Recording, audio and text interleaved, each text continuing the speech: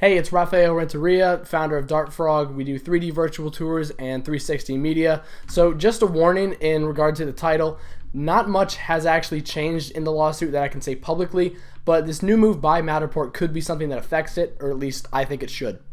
I'm just going to keep this a short one because there's not a ton of material, but this is just something that I think needs put out there.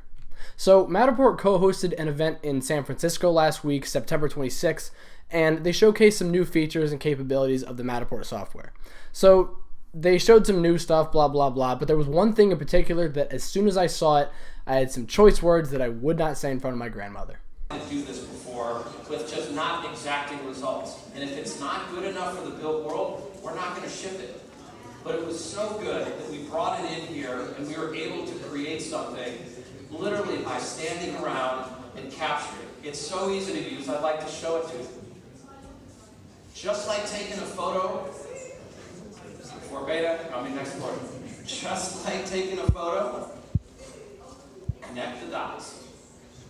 This was my head of design, Dave Littman, scanning this very gallery. This is a tough one for a small little phone camera to get such a voluminous space and get it right. Look what he's doing. He's just going around, grabbing the walls. Matterport is stitching it together, and it gives you what's called a photosphere. You put 3 or 4 photospheres together, which is exactly what Dave did, and this is Matterport's smartphone capture in a 2-story voluminous half-court basketball space, shot in a matter of minutes. It's okay, you can. What? 3D capture for smartphones? Are you kidding me? Like, it even uses the brackets to make the panos. I think this is insane, and I do not understand how they can continue with the lawsuit after announcing something like this.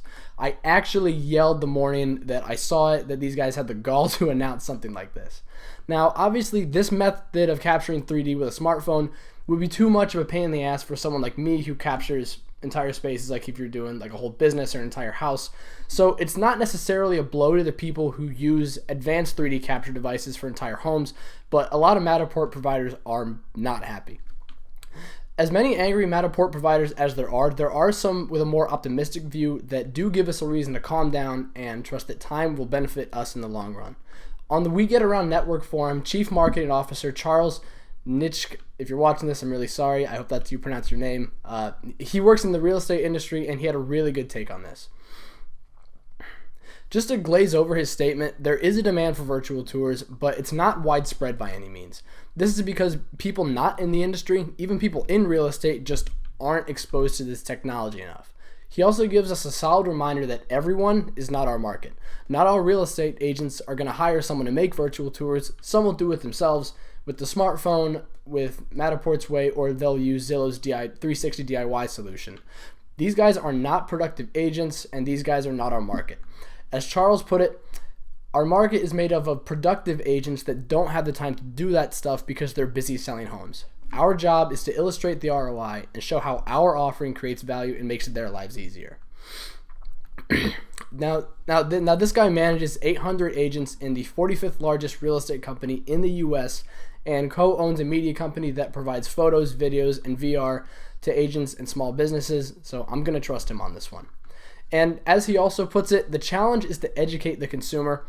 That reminds me of the new 4 Ps of B2B that I recently read about, replacing it with the acronym SAVE, and that last P, promotion, should actually be replaced with E for education.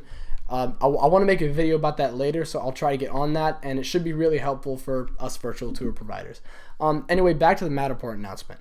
So the idea behind this move by Matterport is that making the 3D capabilities so widespread will increase the demand for our professionally shot 3D tours. And it makes sense just as much as it doesn't make sense, but only time's going to tell who's right. I'm painfully optimistic with just about everything that I'm involved in, so I think as long as we can hang in there, a virtual tour revolution will hopefully come, and the right qualified people that actually see the value in what we do will become our partners and friends. But that's not the point. The point is that if Matterport is going to pull crap like this, lay off GeoCV, allow healthy competition, and stop acting like that they're the only company that can do this. This was originally just supposed to be a rant, but thanks to Charles here, something of value did come out of it, so thanks, man. That's all I got for today, but like I said, there's nothing I can say publicly about the lawsuit, but between you and me, not much has actually developed, so I'll let you know when I know.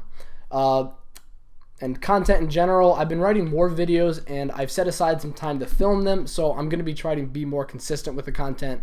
I know I've been slacking, and I really do apologize for that, and I appreciate all of you guys tuning in and sticking with the channel. There's some really exciting stuff coming up. Appreciate y'all. See you soon.